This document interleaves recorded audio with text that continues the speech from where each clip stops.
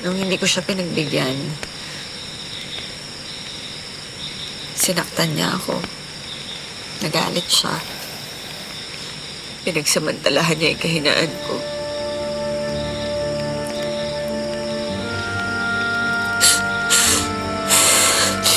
Pinilit ka ni Zenon?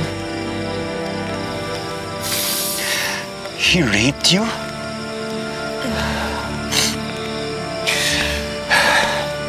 Hayop siya! Ron! Saan ka pupunta? Papatay kay Zenon na yan! Please, wag! Huwag mong gawin yun.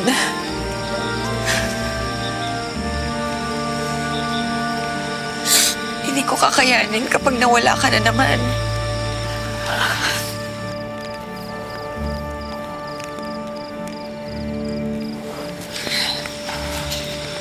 I'm sorry, Helen.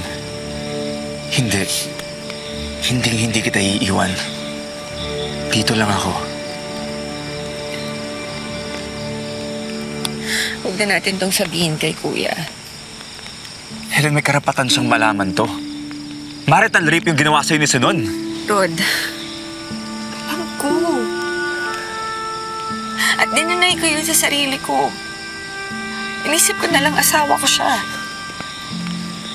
Hindi tama yun, Helen.